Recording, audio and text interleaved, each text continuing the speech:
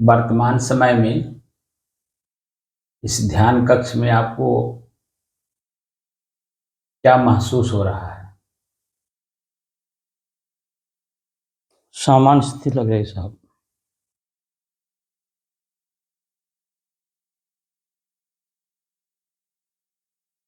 इस कक्ष में बैठे आपको कितना देर हुआ? लगभग 20 मिनट हुआ। जब 20 मिनट मानिए अभी से 20 मिनट पहले जब आप इस कक्ष में प्रवेश किए हैं, बैठे हैं, जी, उस समय में क्या महसूस हुआ? जरा सा अकुलाहट थी साहब, अकुलाहट मालूम होती थोड़ा सा। अकुलाहट कुछ मालूम हो रही थी। क्यों? अल्लाह को लेकर उमस है। उमस, हाँ वही उमस थोड़ा सा मालूम हो रहा था। शब्द जब सही जगह पर सही शब्द का चयन होता है तो हम भी समझते हैं, दूसरा भी समझता है। और सही शब्द का चयन सही जगह पर नहीं करेंगे तो ना आप समझ पाएंगे ना सामने वाला समझ पाएगा। क्या होगा? तो मन की स्थिति भयभीत रहती है, शंकाशील रहती है और किंग कर्तव्य विमूढ़ रहती है। करें तो क्या करें, क्योंकि शब्द नहीं मिल रहा है। जिस समय में जिस शब्द को आप खोजते हैं वह शब्द न मिलने के कारण आप दुखी और परेशान रहते हैं। समझ में आया? जी, तो इस ध्यान कक्ष में उमस महसूस हो रहा है, जो कि गर्मी यानी अग्नि का एक पार्ट है। उमस वो हमको दिखाई दे रहा है और उसी की वजह से हल्का फुल्का शरीर में कुछ पसीना होने का महसूस हो रहा है। ठीक है कि नहीं? जी, तो और कुछ हो रहा है नहीं बस। और उसी वजह से श्वास लेने में हल्की सी दिक्कत हो रही है। जी, और श्वास लेने में जब दिक्कत हो रही है तो ही व्याकुलता पैदा कर रहा है। जी, अब व्याकुलता में ही अकुलाहट हो रही है जी, और इसी को कहते हैं मन की चंचलता। ठीक है ना? जी, जी, अब जब 20 मिनट बीत गया तो सहज हो गए कि नहीं? जी।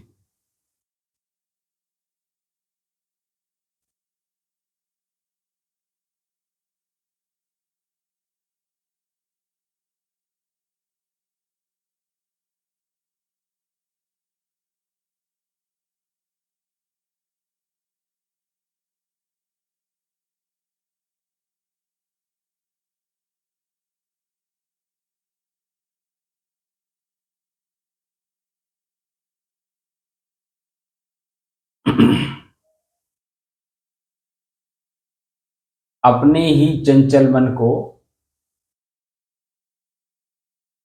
अपने ही बस में करके एकाग्रता, स्थिरता एवं स्वयं अपने आप में शांति का अनुभव करने की दृष्टि से साधना करते करते आज 1012 दिन हो गए। तारीख 15 अगस्त सन 2024, दिन बृहस्पतिवार, प्रातः काल का समय।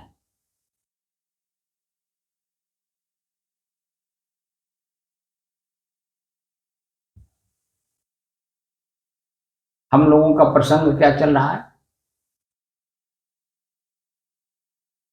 मन की स्थिरता। मन की स्थिरता।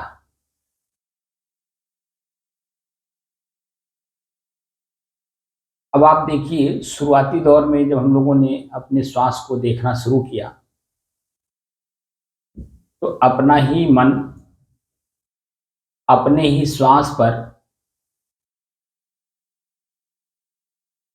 को देखना, जैसे कहा गया कि अपने श्वास को देखिए, तैसे ही मन में आश्चर्य प्रकट हुआ होगा कि अपने ही श्वास को देखा कैसे जाए। ठीक है? जी, लेकिन जब लगातार दिन प्रतिदिन और दिन में 2 बार और एक दिन में 2 बार और प्रतिदिन लगातार 1012 दिन से आज लगातार करते आ रहे हैं, तो देखेंगे कि जिस वस्तु को हम लोग देख लेते हैं, जान लेते हैं, या किसी समझदार व्यक्ति के द्वारा समझ लेते हैं। अच्छा, समझ भी तभी बढ़ती है कि जो चीजें मैं पहले से जानता हूं लेकिन उस पर मेरा आत्मविश्वास नहीं है, उसको कहते हैं आत्मविश्वास, यानी स्वयं का विश्वास नहीं है। तो सामने वाला समझदार व्यक्ति जब उसी को मुझे समझाता, वही हूबहू वही शब्द बोलता है हम मुझे समझने के लिए, तो उसके विचार यानी शब्द और मेरे अपने अनुभव यानी महसूस जो हुआ है, वो दोनों एक में मिलते हैं। ठीक है भाई जी। तो जब दोनों के शब्द एक मिलते हैं तो वहाँ हमारी समझ बढ़ती है कि जो मैं समझ रहा था या महसूस कर रहा था वो सही है, क्योंकि ये समझदार व्यक्ति वही बात कह रहे हैं। असमझदार व्यक्ति किसको मानते हैं? जिसके ऊपर पूरे समाज के लोग विश्वास करते हैं। बात समझे ना? जी। और वह भी समाज के विश्वास को बनाए रखने के लिए वही बात वो बोलता है जो समाज के हित का हो। कुछ बातें कड़वी जरूर लगती हैं, लेकिन जिसको कड़वी लग रही है उसी के हित का है, क्योंकि वो दूरगामी दृष्टि नहीं रखता है, इसलिए उसे वो कड़वी लग रही है यानी बुरी लग रही है। लेकिन जब उस पॉइंट पे आता है तब अपने आप को समझता है नहीं, वो व्यक्ति सही बोले थे, इसलिए वो सही है, मैं गलत हूं, और मुझे चाहिए कि उनका सानिध्य लेकर के अपने जीवन को हम सुधारें, जिसको हम संत कहते हैं। तो संत वेश नहीं होता है, संत हमारे विचार होते हैं। क्या होते हैं? विचार। हमारे विचार, हमारे इंद्रियों के अपने जो कर्म हैं उनको सुधारने के बाद जो विचार बनते हैं ना, वो विचार मेरे जब मजबूत होते हैं तब वह समझदार होता है, और वही समझ हमारी बढ़ती है, हम एक दूसरे को समझने लगते हैं। तो धीरे धीरे देखिए देश, पूरे देश के लोग उनको अच्छा मानने लगते हैं। जिस तरह से हम आप एक व्यक्ति हैं, उसी तरह से महात्मा गांधी जी भी एक व्यक्ति ही तो थे। जी। बोलिए। जी। लेकिन पूरा देश उन पर विश्वास किया। क्यों? क्योंकि उन्होंने ऐसा कार्य ही किया कि पूरा देश उनका आज भी ऋणी है और आगे भी ऋणी रहेगा। क्योंकि उन्होंने अपने शरीर पे, आपने उनको देखा होगा कि एक वस्त्र, एक लाठी, एक 2-4 पुस्तकें और एक चश्मा, ये तो देखते हैं। जी। जी। बोलिए। जी। पूरे शरीर पर एक वस्त्र धोती के रूप में, जी। एक चश्मा और 3 किताबें रहती उनकी। एक मैं अपनी तरफ से कह रहा हूं, उसमें क्या है क्या नहीं है मैं नहीं जानता, लेकिन मैं अपनी तरफ से बात, एक शब्द उसमें जोड़ दे रहा हूं। 2 तो लोग जानते होंगे, लेकिन एक मैं अपनी तरफ से जोड़ दे रहा हूं कि 3 किताबें उनके हाथ में आप कभी भी देखेंगे। एक कबीर साहब की बीजक, दूसरी गीता और तीसरे कानून की किताब। ये 3 पुस्तकें मैंने जो अनुभव किया है उनके चरित्र से, उनके विचार से या उनकी कथनी से, क्योंकि उन्होंने भी कहा है कि मेरे माता पिता कबीरपंथी थे।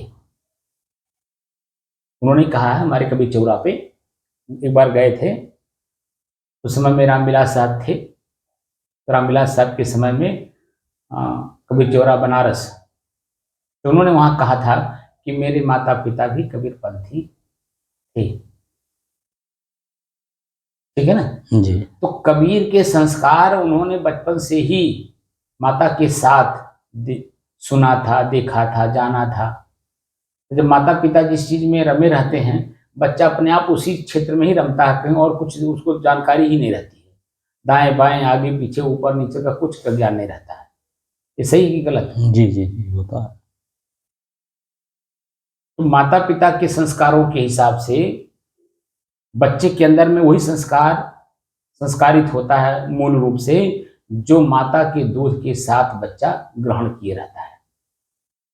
तो इसलिए मैं कह रहा हूं, क्योंकि कबीर साहब पूरे मानवतावादी क्षेत्र के संत थे, सबको अपना मानते थे और अपने को सबका मानते थे। जहां सभी हमारे अपने हैं और मैं सबका हूं, आप बता दीजिए वो व्यक्ति क्या करेगा? किसी के साथ धोखाधड़ी करेगा?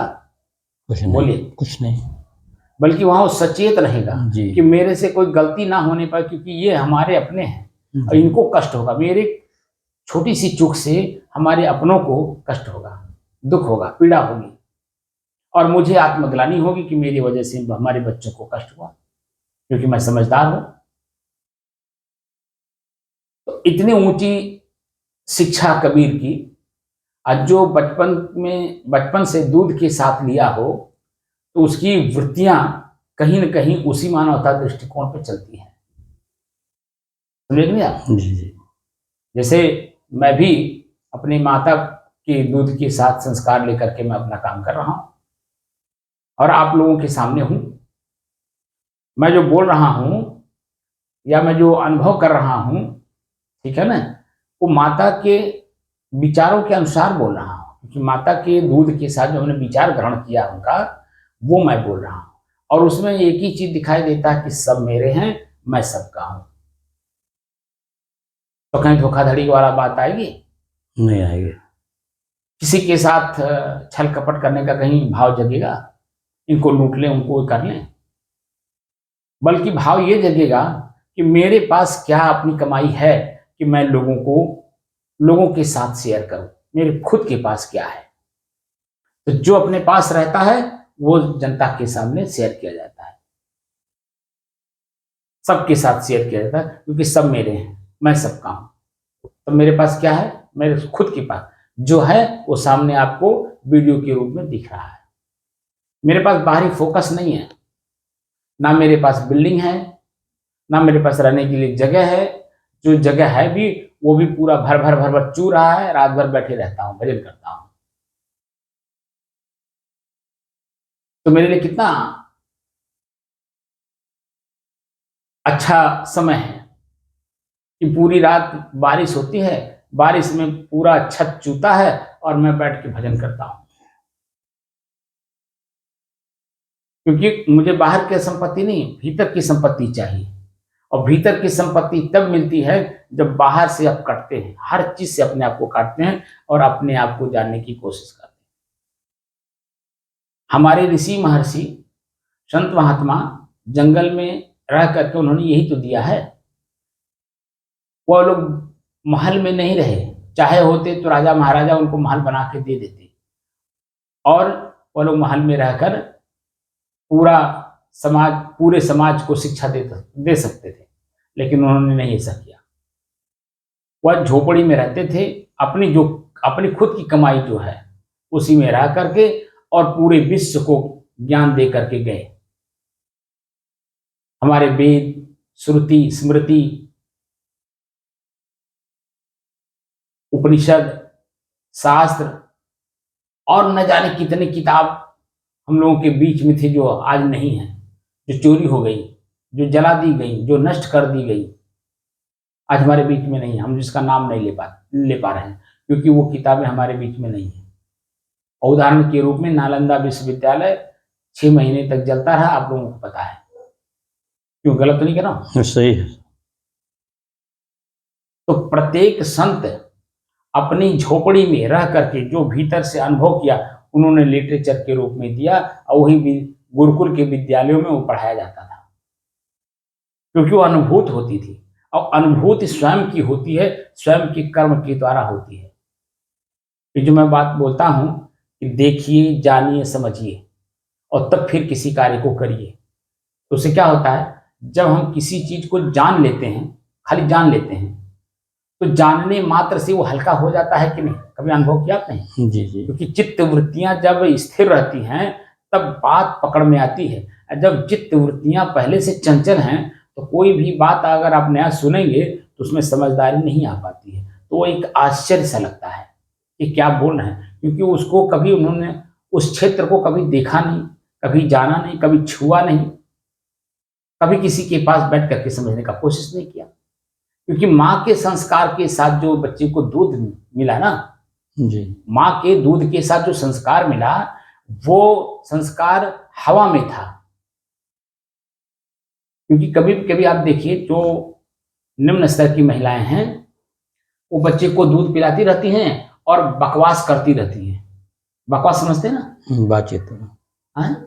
बातचीत तो उसको थोड़ी कहते हैं, उसको बकवास बोलते हैं। बातचीत तो जिसे हम लोग कर रहे हैं, इसको बोलते हैं बातचीत, जो सार्थक हो। बकवास का मतलब है कि वो इतना अनर्गल बात करेंगी कि वो हम यहाँ कह नहीं सकते। बच्चे को दूध पिला जा रही हैं और एक दूसरे से झगड़ा की जा रही है, ये तो बकवास है।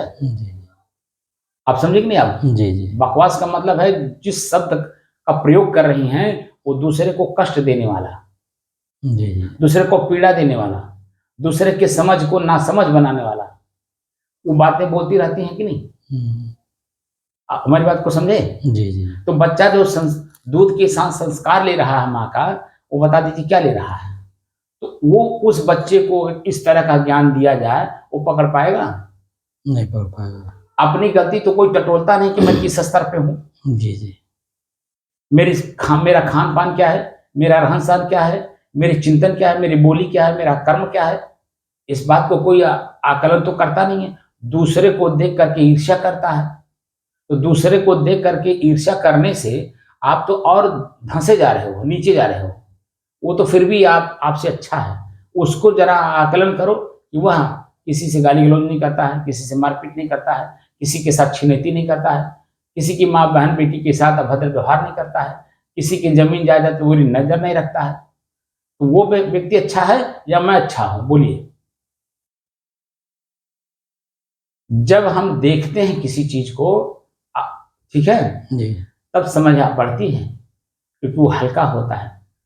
देखने से, जानने से, समझने से वह चीजें हल्की होती हैं।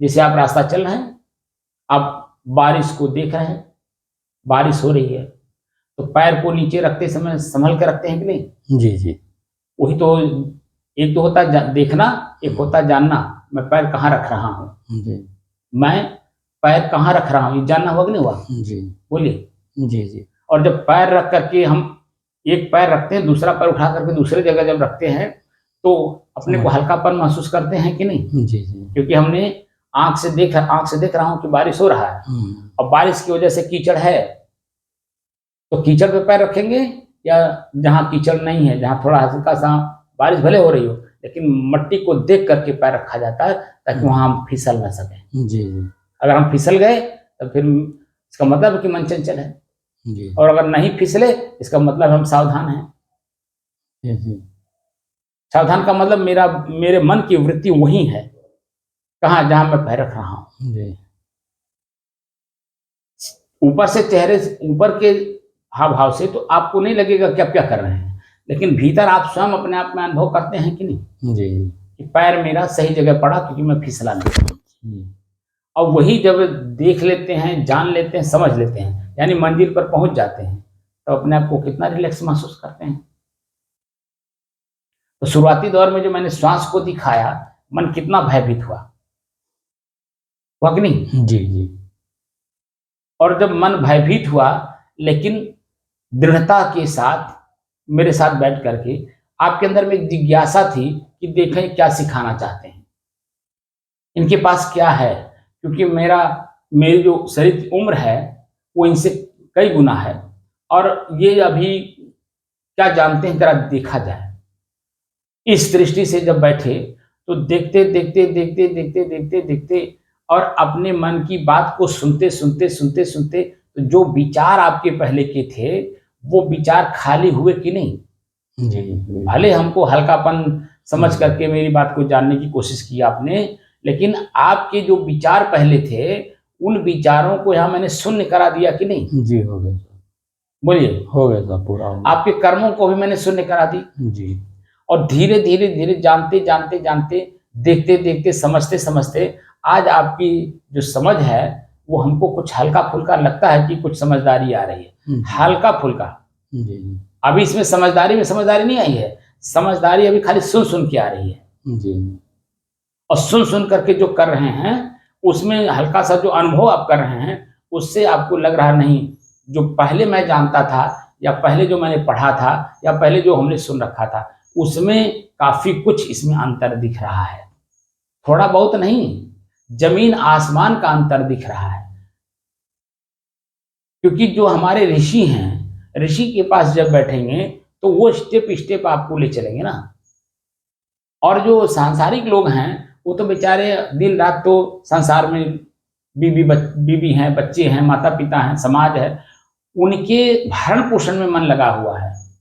और संत महात्मा उनसे कटे हुए हैं, तो उनको उसके बारे में नहीं सोचना है कि पत्नी के लिए शाम को भोजन की व्यवस्था क्या करनी है, बच्चे हो गए उनके लिए व्यवस्था क्या करनी है। तो वहाँ छल कपट राग द्वेष वाली भावना नहीं आएगी, क्योंकि उनके पीछे कोई है ही नहीं, तो खुद अकेले है। और अकेले ऋषियों को आपने देखा होगा कि जड़ी बूटियां खा खा करके, जड़ी बूटी मतलब यही आम घास जिसको आप जड़ी बूटी कहते हैं, वो उन्हीं संतों का अनुभव है जिन लोगों ने यही घास फूस खा करके अपने जीवन को यापन करके और एक बहुत बड़ा लिटरेचर हम लोगों को दे करके गए। वो जो इतनी बड़ी शब्द एक छोटी से वाक्य में लिखा, तत्त्वमसि, तत्त्वमसि, छोटा सा वाक्य है तत्त्वमसि। अब इस तत्त्वमसि शब्द को जानने के लिए हमारे ऋषि को पूरा जीवन खपा देना पड़ा होगा। जी जी जी। क्योंकि कोई भी वाक्य पूर्व में आपने देखा होगा, हमारे पूर्व के अपने पारिवारिक लोग भी जो सामाजिक लोग हैं उनको भी अपने कर्मों के द्वारा जो अनुभूति होती थी उन शब्दों को वो उच्चारण करते थे, समाज में किसी के सामने रखते थे। ऐसे नहीं हवा में बोल देते थे, जो अपने अनुभव होता था वही बात वो कहते थे। जो अनुभव से परे था उसको वो सुन करके अनसुना कर देते थे, उसकी कोई प्रतिक्रिया नहीं करते थे, क्योंकि उसके बारे में उनको जानकारी नहीं है। इसलिए वो साफ साफ कहते थे भैया अभी हमको जानकारी नहीं है, हम उसको जानकारी करके आपको बता सकते हैं लेकिन अभी जानकारी हमें नहीं है। तो ये पहले सभी लोगों के अंदर में, मास्टर लोगों के अंदर में भी था। जो गुरु लोग थे वो लोग भी अपने शिष्य के प्रश्न का उत्तर तत्काल नहीं देते थे, कहते थे ठीक है अच्छा इसमें विचार करेंगे। क्या कहते थे? साफ साफ कहते थे ठीक है आपने कह दिया, मैं इस पर विचार करूंगा और जो तथ्य होगा उस पर काम करूंगा। इसका मतलब था कि उनको जानकारी नहीं थी, वो अपने किसी सीनियर से उसके बारे में जानकारी करके तब उस व्यक्ति के साथ वैसा व्यवहार करते थे।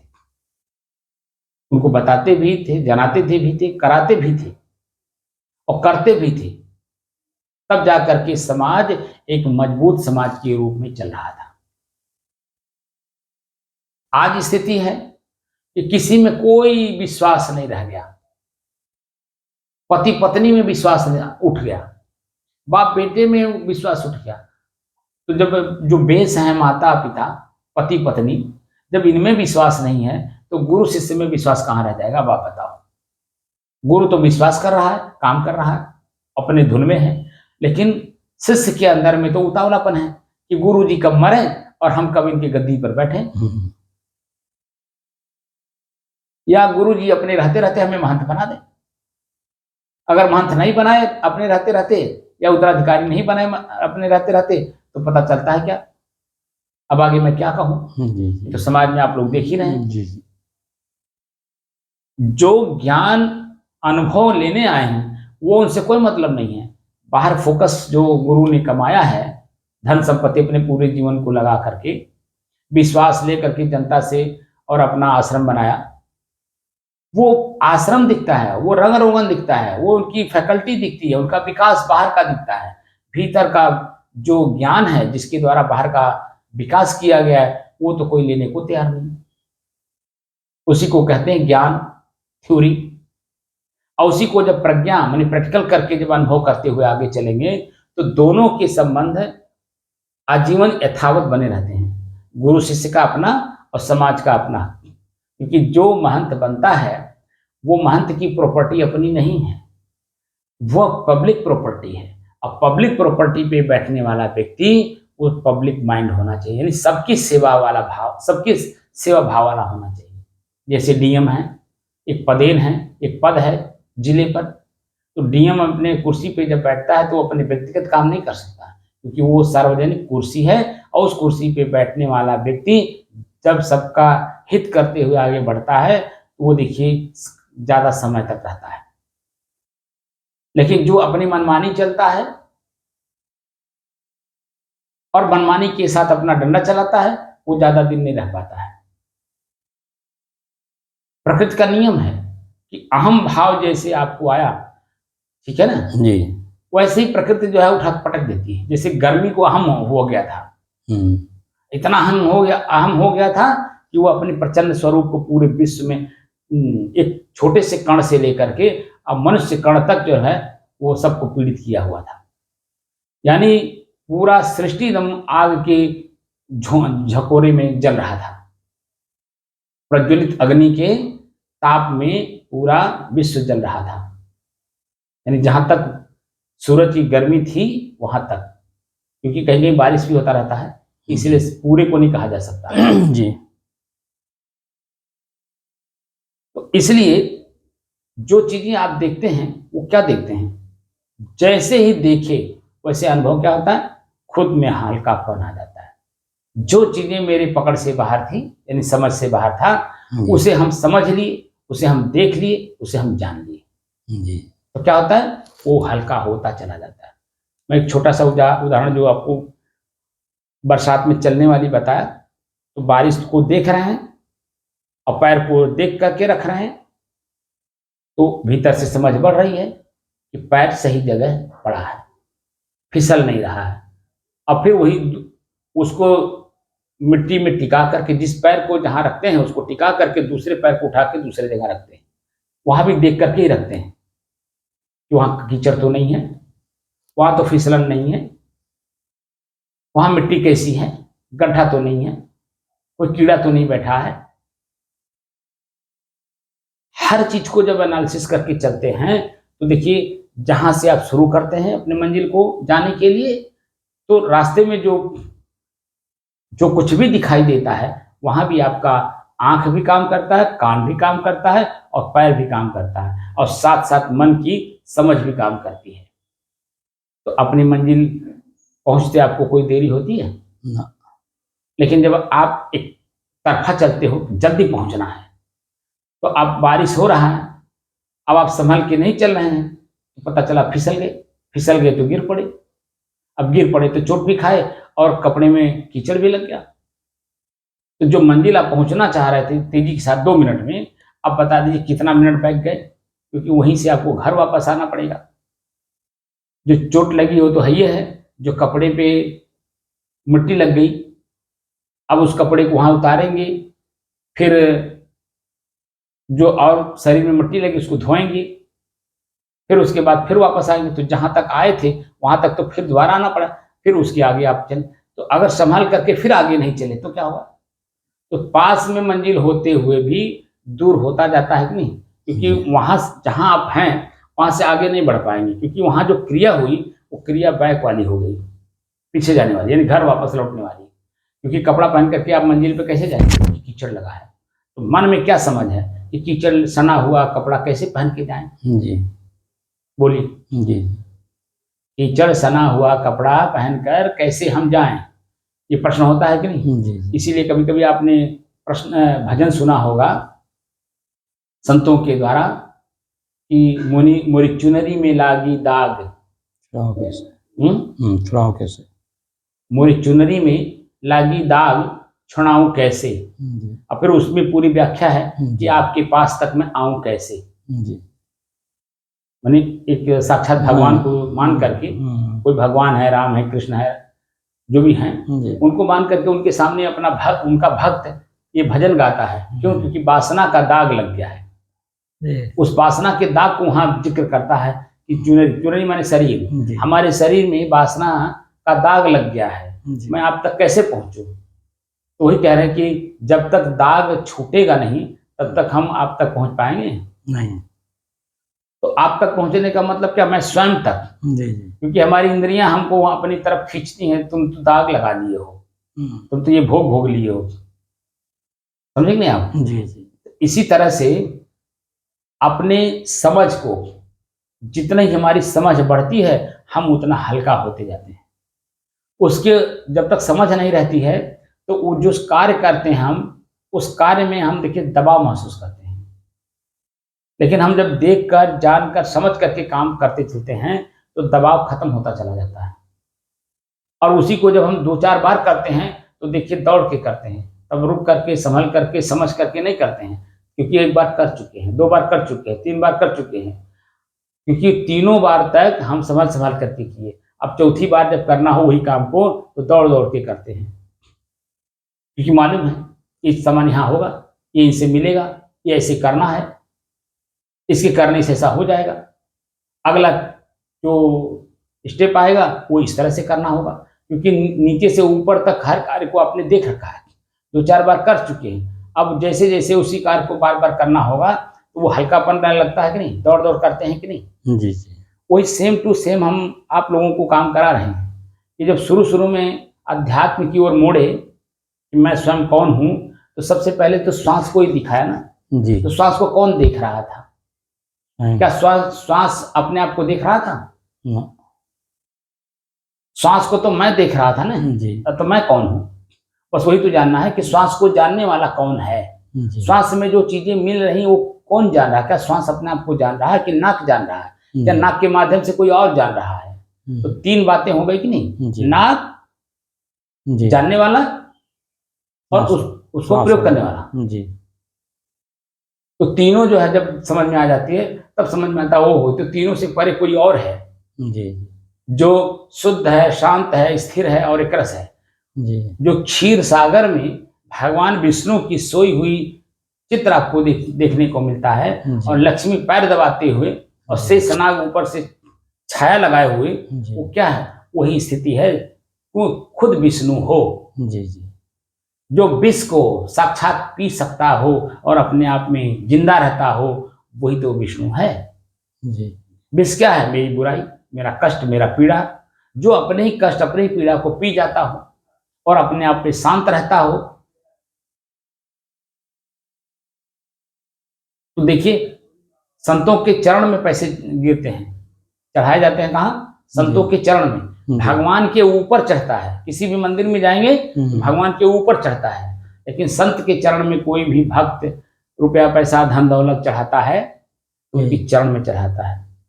जमीन जायदाद भी अगर लिखता है तो लिख करके ले जा करके वो चरण में प्रणाम करता है, रख करके। जी जी। उनके ऊपर या उनके हाथ में नहीं दिया जाता, उनके चरण रज में वही चीजें हैं। विष्णु कौन है? विष्णु वास्तव में संत है। लेकिन आप लोगों को दिखाने के लिए, जनाने के लिए एक राजा का वेशभूषा में रखा जाता है, ताकि आप लोग समझो कि कोई विष्णु आपके ऊपर है जो आपका पूरा डाटा अपने पास रखता है। तो उससे क्या होगा कि आप डरोगे, और जब डरोगे, अपने खुद के कर्म से जब डरोगे तो गलती नहीं करोगे, क्योंकि मेरे ऊपर कोई है। इसी नाते आप देखिए कि कहीं कहीं लिखा जाता है कि आपके दोनों कंधे पे गुप्तचर है। आपके हर कर्म पे ध्यान रखते हैं। जी। आपको भी नहीं पता चलेगा, लेकिन उनको पता चलता है कि वो क्या कर रहे हैं। जी। वो जो गूगल लगाए रहते हैं ना, वो पारदर्शी गूगल रहता है। गूगल माने चश्मा। जी। जो 2 गुप्तचर बैठे हुए हैं आपके कंधे पर, वो जो चश्मा लगाए हैं ना, वो पारदर्शी है, वो आपका हर चीज क्लियर दिखता है। ऊपर से देखने में नहीं लगेगा, लेकिन भीतर से वो सब कुछ देख रहे हैं। जैसे हमारे बड़े बड़े जो लीडर हैं देश के, उनके साथ जो सुरक्षा वाले चलते हैं, जो मुख्य सुरक्षा साथ साथ चलती है, उनके पास देखिए हाथ में कुछ नहीं रहता है, लेकिन उनके पास जो कुछ रहता है वो इतना अलर्ट रहता है कि बाहर के लोग नहीं देख सकते, लेकिन वो जो प्रयोग करने वाला है वो जानता है कि मैं क्या प्रयोग कर रहा हूँ। तभी तो हमारे बड़े बड़े लीडरों का वो लोग सुरक्षा कर पाते हैं, क्योंकि सुरक्षा का दायित्व लिए हुए हैं कि मैं आपकी सुरक्षा कर सकता हूं। और सुरक्षा कराने, अपनी सुरक्षा कराने वाला उनके हर पहलू को जान लेता है पहले कि किस पहलू पे क्या प्रयोग करके मेरी सुरक्षा करेंगे। क्योंकि हम लोग पब्लिक में चलते हैं तो पब्लिक में अनेकों प्रकार की परेशानियां आती हैं। तो कौन कौन सी प्रकार की परेशानी आने से हमारी सुरक्षा आप कैसे कैसे करेंगे, वो दोनों में पहले आपस में डिस्कशन होता है, जानकारी होती है, और उसको प्रैक्टिकली, उसको बोलते हैं ड्रिल करके भी पूरा दिखाया जाता है। और उसमें जब आत्मसंतोष होता है तब अपने सुरक्षा के लिए उन्हें रखा जाता है। हमारा मन, हमारी इंद्रियां हमारी सुरक्षा भी करती हैं, हमारी असुरक्षा भी करती हैं, लेकिन ये दोनों किसके साथ जुड़ी हुई हैं? मेरे स्वयं के साथ। मैं स्वयं अपने आप को नहीं जान पा रहा हूं, इसीलिए इंद्रियां हमारे साथ असुरक्षा का व्यवहार करती हैं, क्योंकि वो अपना विषय, अपना भोग मांगती हैं। और किससे मांगती हैं? आप ही से मांगती हैं, जी क्योंकि आप ही के शरीर के साथ जुड़ी हुई हैं, तो मांगेंगी किससे? आप ही से तो। जी जी वो अगर हावी हैं आप पर, तो आप कमजोर हैं, तो उनका जो विषय है, भोग है, वो आप दे देंगे और वो और मजबूत होते जाएंगे। लेकिन आप अगर मजबूत हैं तो उनकी हिम्मत नहीं है वो मांग ले। अगर वो मांगती भी हैं तो तुरंत वो डांट करके दबा दबा करके बैठा देते हैं। जैसे संतों को आप देखिए, संत के आंख भी तो है, जी तो सामने दृश्य भी तो पड़ता है, और जी दृश्य कौन सा है? रूप का है। जी तो क्या उसमें आकर्षण नहीं होता होगा? बोलिए। होता होगा। लेकिन जैसे ही आंख सामने दृश्य पर पड़ता है और उसका वो जो दृश्य है अपनी तरफ जो आकर्षित करता है, उसे तुरंत वहीं संत लोग रोक देते हैं। क्या देख रहे हो? रूप है। किसका है? आंख का विषय है। और वो क्या करता है? अपनी तरफ आकर्षित करके मेरी जो स्थिति है उसको कमजोर कर देता है। जी जी जैसे इस बात को समझते हैं, तुरंत वही जन्म उसकी यथास्थिति दिखा देते हैं। जो गाल है खींच रहा है अपनी तरफ, उसके गाल के ऊपर जो चमड़ा है ना, उसके पीछे क्या है? मांस। जी मांस का लोथड़ा, खून, पीप, जिसको आप देख नहीं सकते, जी जी उसको वो दूरदृष्टि से देख लेते हैं कि उसके पीछे यही है। और जैसे ही उसको देखते हैं, मन जो इस गाल के ऊपरी हिस्से पे जो चमड़ा है उसको देख करके जो आंख आकर्षित करता था, चमड़ा अपना आंख को आकर्षित करता है चमड़ा, क्योंकि आंख देखता है तो ये रूप है अपनी तरफ खींचता है। तो आंख की जो दृष्टि तत्कालिक दृष्टि होती है, जो आंख को प्रयोग करने वाला भीतर सूक्ष्म रूप से बैठा हुआ है, उसी आंख को कहता है तुम और जरा गहराई से देखो उसमें क्या है। ऊपर ऊपर तुमको बता दी, लेकिन तुम थोड़ा और गहराई तक जाके देखो और देख करके मुझे बताओ। तब पता चलता है गहराई में जाने पे, जैसे मांस का लोथड़ा है, इस चमड़ी के पीछे खून है, पीप है और दुर्गंध है, सड़न है, गलन है, और क्या है? जैसे पिता को मालूम है कि कौन सा काम कैसे करना है, पुत्र को नहीं मालूम। पुत्र को जब पिता भेजता है जाओ इस काम को कर आओ, तो पुत्र को कुछ मालूम रहता है? तो जो ऊपर ऊपर देखता है वो जाके बताने लगता है। तो पिता कहते हैं नहीं, और जाकर के उसको जरा गहराई से अध्ययन करो। तब जाकर के बच्चे को गहन अध्ययन करने से पता चलता है पिताजी मुझे क्या समझाना चाहते हैं। और जो पिताजी समझाना चाहते हैं वो मैं समझ गया, और समझ गया तो दोनों की समझ एक हो गई, तो दोनों की भाव क्रिया सब कुछ एक हो गया कि नहीं? तो फिर वो कर्म जो पिता चाहते हैं कि ये ना करे, वो अपने आप में खुद देख लेता है, जब जान लेता है और समझ लेता है पिता की समझ को, तो कहीं दोनों में द्वंद्व रहता है? बोलिए। कुछ नहीं। अपने अपनी तरफ खिंचाव कहीं रहता है? दोनों के विचार एक हो गए तो वहीं पे शांति, खिंचाव खत्म हो गया, शांति आ गई, स्थिरता आ गई, क्योंकि दोनों की समझ एक हो गई। जी तो जो मैं बार बार कहता हूं कि देखकर, जानकर, समझकर, जी चेतना में रहकर सतर्कता और सावधानी के साथ काम करिए। तो कोई मैं बुरा कहता हूं कि जिसका प्रयोग 24 घंटा आप लोग व्यवहार में करते हो और वही आपको पता नहीं है, और उसी न पता होने की वजह से मैं आप लोगों को ही जनाने आ रहा हूं, आप लोगों के बीच में, कि जो आप लोग समझते हैं वही सत्य है। समझ की बात कर रहा हूं, जी तत्कालिक कोई चीज देखा हुआ नहीं, समझ है। समझ के ऊपर फिर समझ नहीं होती है। वो तो दो लोग जब समझदार मिलते हैं तो कहते भाई उनके ऊपर ये लोग समझदार हैं, उनके ऊपर ही समझदार हैं। तो समझ समझ जहां होती है तहां दोनों में शांति आ जाती है, तहां कोई तो अंतर कलह नहीं रहता है।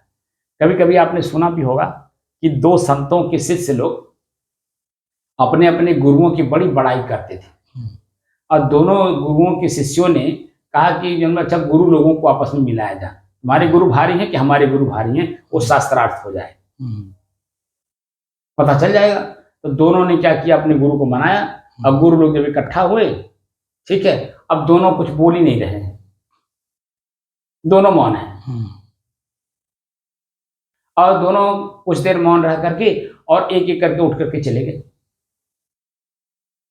क्योंकि वो तो इशारा समझते हैं ना भीतर से जी जी कि कौन कितना स्थिर है, जी। और जो स्थिर ज्यादा रहता है वो वहीं बैठा रह जाता है, जो हल्की फुल्की स्थिरता प्राप्त किए रहता है वो वहां से उठ करके चल देता है, क्योंकि वो दोनों की समझ एक है।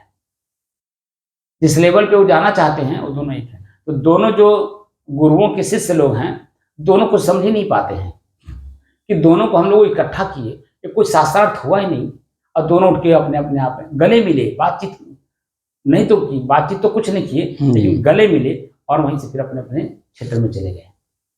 क्या मतलब हुआ कि दोनों की समझ एक है। जी जी।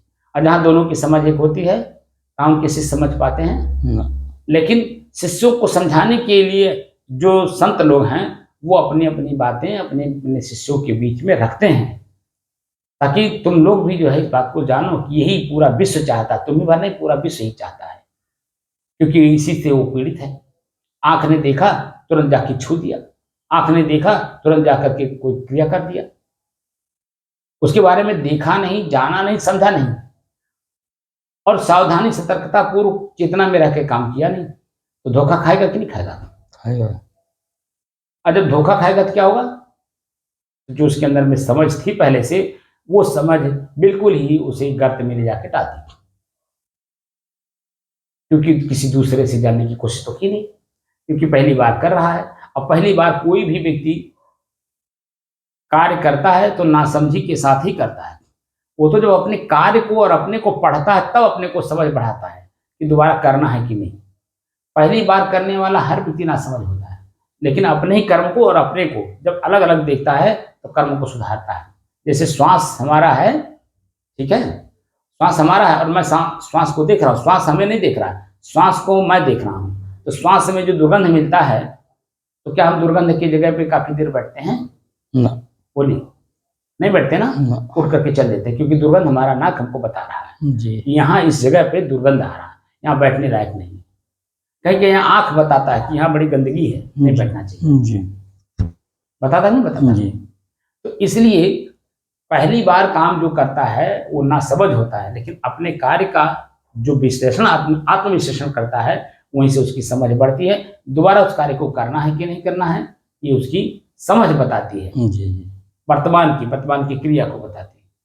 अगर मेरे इस ध्यान साधना में आपको हल्का फुल्का कहीं ऐसा मिलता कि ये तो कथनी कुछ है, करनी कुछ है और रहनी कुछ है, जरा सा भी अगर आपको समझ में आया होता, आज 1012 दिन से लगातार आप दोनों समय बैठ रहे हैं मेरे साथ, और इसका आनंद जब घर पर भी आप ले रहे हैं, औरों को भी बल्कि आप चिताने की कोशिश करते हैं, तो क्या ये भाव आ पाता? नहीं आ पाता। बोलिए ना, क्योंकि मेरी करनी और मेरी कथनी, मेरी रहनी में एक रूपता नहीं दिखाई दे रही है। जी।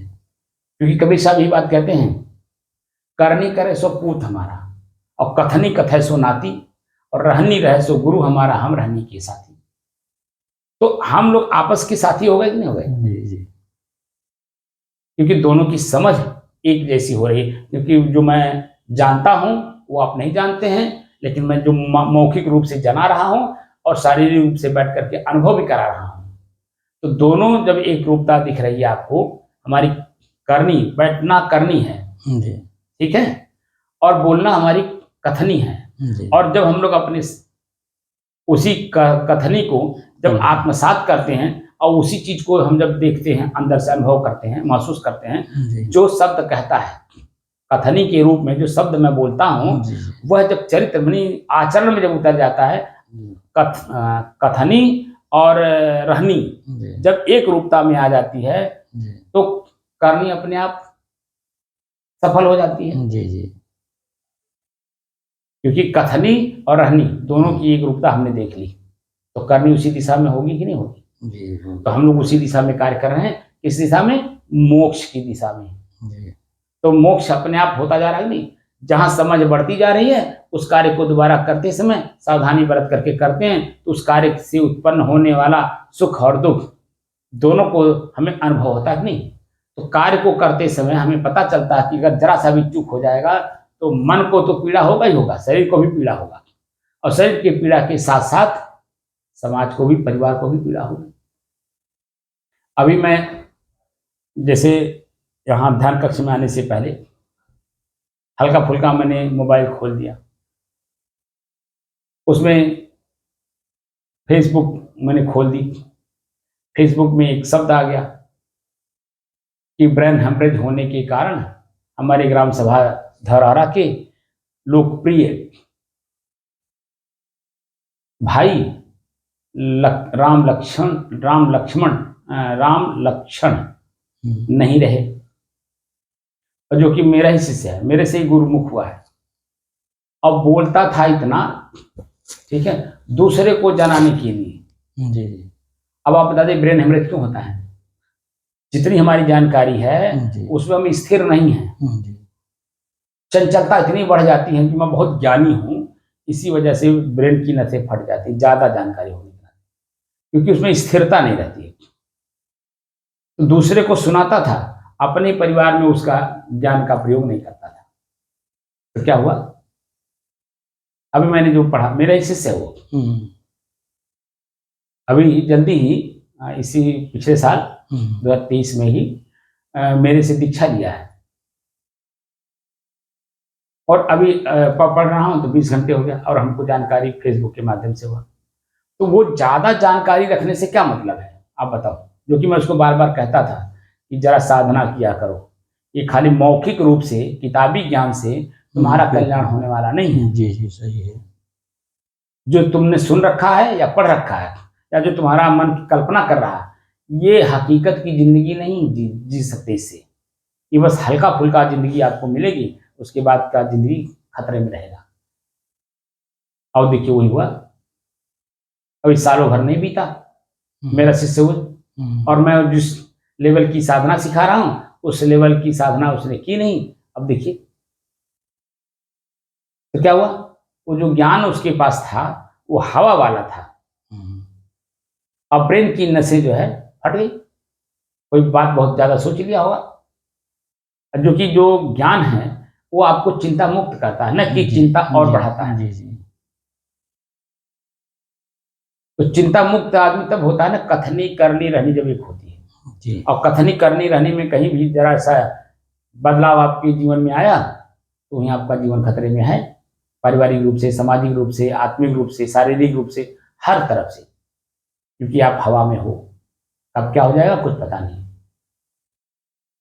बात समझे? जी जी। तो वास्तविक स्थिति क्या है कि हमको खुद को कोई भी काम करते समय पहले तो देखा जाए, जाना जाए, और अगर ना देखने जानने में आता हो तो जो श्रेष्ठ पुरुष लोग हैं, जो उसके विशेषज्ञ हैं, उनके पास बैठ करके समझा जाए, और समझने के लिए सत्संग किया जाए।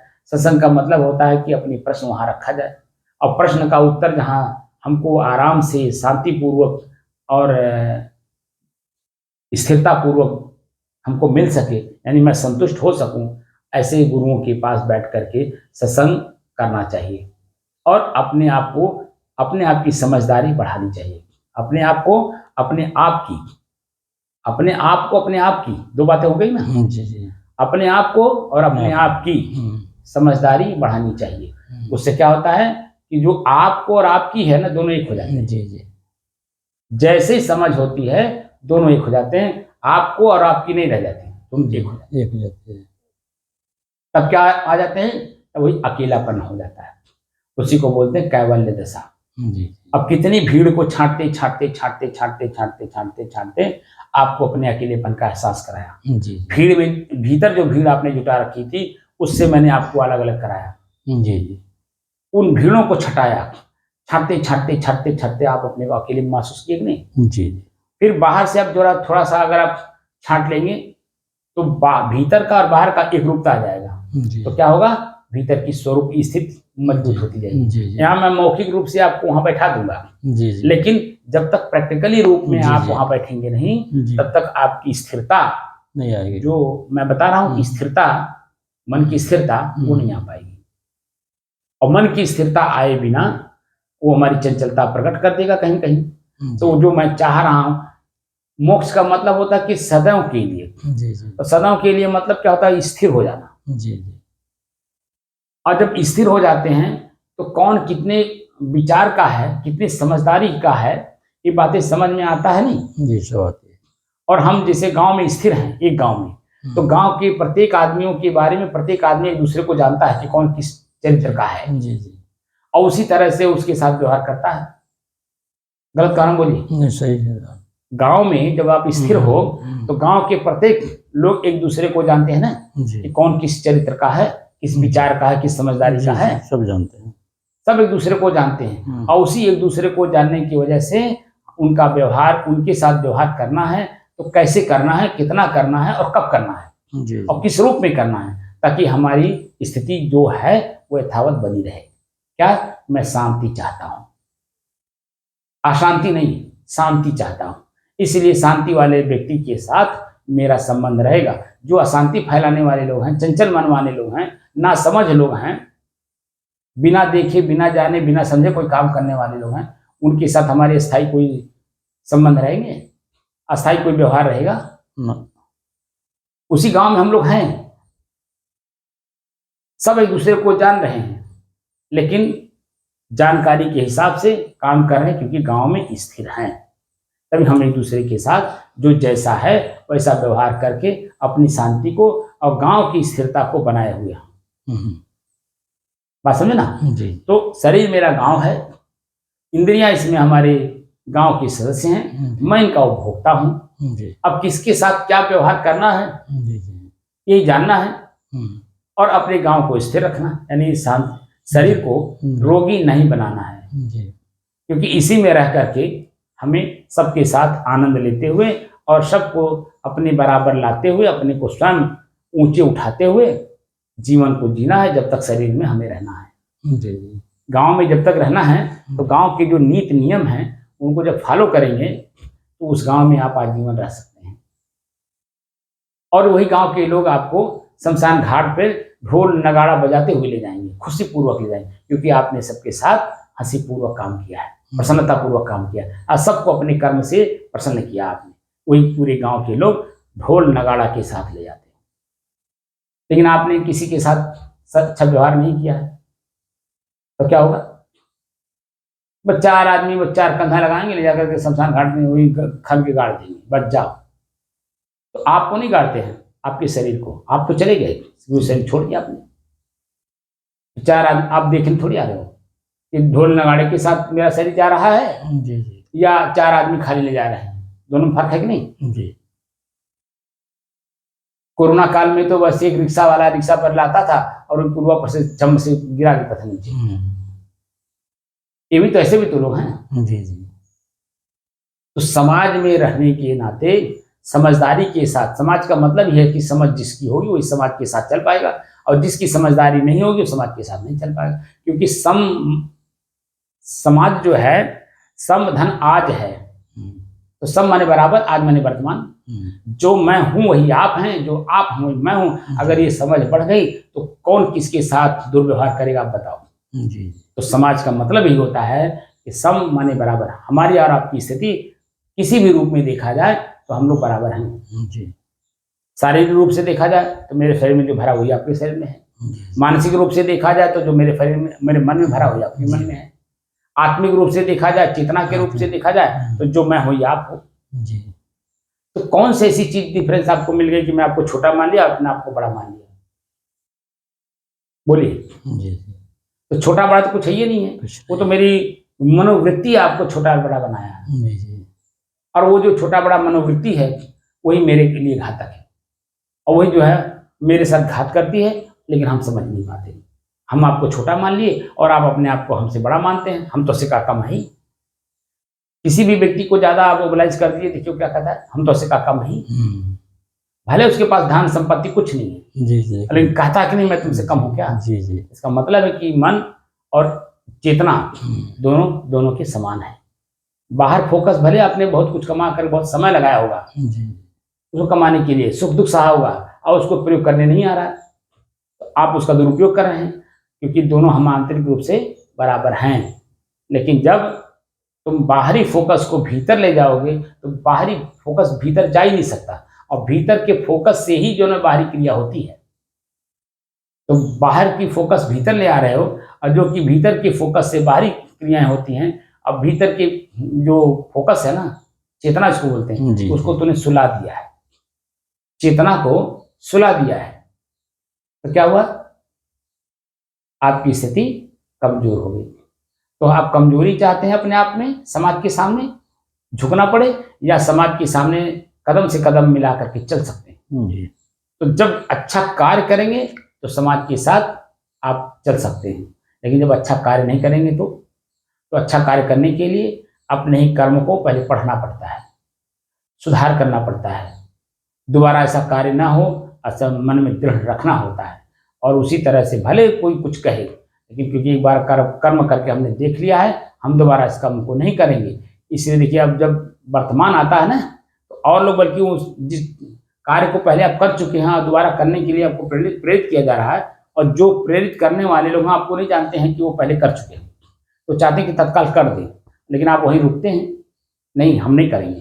तो अन्य लोगों को दुख होता है जो प्रेरित करते हैं तो उनको दुख हो या पीड़ा हो या प्रसन्नता हो, जी जी, आप वहां एकदम स्ट्रिक्ट रहते हैं, भाई आपको पीड़ा हो चाहे दुख हो चाहे सुख हो, जी मैं इस काम को नहीं कर सकता हूँ क्योंकि मैं एक बार करके देख चुका हूँ, जी इसका परिणाम गलत आता है। जी, इसलिए आज का जो कर्म है मैं नहीं करना चाहता हूँ, क्योंकि ताकि मैं आगे इसको सुधार करना चाहता हूँ, जी ताकि कल को जब आप इसके बारे में समझोगे तब मुझे कहोगे नहीं उन्होंने ठीक किया, नहीं किया, इसका परिणाम ऐसा आता, क्योंकि दूसरा कर दिया। जी मैं नहीं करूंगा तो मेरे जगह पे कोई दूसरा करेगा कि नहीं करेगा, जी, वो काम तो का होना ही है, मैं नहीं करूंगा तो कोई और करेगा, और जब वो करेगा तो उसका परिणाम उसके सामने है, क्योंकि वो किया नहीं है। जी, वो जो करने जा रहा है या कर रहा है वो किया नहीं है, इसीलिए वो कर रहा है, और आप एक बार करके देख चुके इसलिए आप नहीं कर रहे, तो दोनों फर्क है नहीं। जी जी, तो जब वो कर रहा है, जब परिणाम आएगा जी तब जो उसको प्रेरित करने वाले लोग हैं उसके परिणाम को देखेंगे तो भी आत्मग्लानि करेंगे, यार हम लोगों को प्रेरित नहीं करना चाहिए था। जी, देखिए वो व्यक्ति समझदार थे, इसलिए हम लोगों ने कितना भी कहा लेकिन वो नहीं किए। वही समाज के लोग फिर आपको आदर देने लगते हैं, भैया आपने क्यों नहीं किया, तब फिर आप बताएंगे एक एक करके, भैया ऐसा है ना मैं पहले करके देख चुका हूँ, जी जी, इसलिए मैंने उस काम को नहीं किया। अब वो जो किया है वो नहीं जानता था, लेकिन अब उसे करवा के देख लो, वो भी नहीं करेगा क्योंकि करके परिणाम देख लिया। तो इसलिए हम लोग जो मन की स्थिरता का जो चर्चा कर रहे हैं, उस स्थिरता में हमारी समझ ही महत्वपूर्ण है। किसी भी काम को करिए तो देख कर करिए, जान कर करिए और समझ करके करिए, और जब समझदारी आपकी आ जाती है तो वही स्थिरता आ जाती है। बात समझे ना, जी हमारे हर चीज में स्थिरता आ जाती है क्योंकि हम लोग करके देख चुके हैं। जी, और जब हम कर्म को और अपने को अलग अलग करके देखते हैं तब समझ में आता है कि मेरा ही कर्म मेरे ही वापस मिल रहा है, और इसलिए मुझे कष्ट हो रहा है, क्योंकि जिस समय मैंने किया उस समय में इसके बारे में जानकारी नहीं था। तो वहीं पे स्थिरता आ जाती है कि नहीं, जी जी, आजीवन स्थिरता आ जाती है। जी आज हम 30-32 साल से जो संत जीवन में स्थिर हैं, जी, वो क्यों स्थिर हैं, जी, लोगों को देख रहा हूं कि ऐसी चीज चाहने जा रहे हैं, मन में कल्पना बनाए हैं जो उनका कभी था नहीं, है नहीं और आगे भी रहेगा नहीं, ऐसी चीज के लिए वो दौड़ रहे हैं। और वो जब छू लेते हैं, देख लेते हैं और जान लेते हैं, उनकी समझ बढ़ती है, अब उसी से वो मुक्त होना चाहते हैं। हम लोगों के पास वही लोग आते हैं ना जो अपने कर्मों को देखते हैं, पिछले कर्म को देखते हैं और हमको देखते हैं, भीतर से तुलनात्मक अध्ययन करते हैं, तब हम लोगों के पास सिर झुकाते हैं, महाराज आप महान हैं।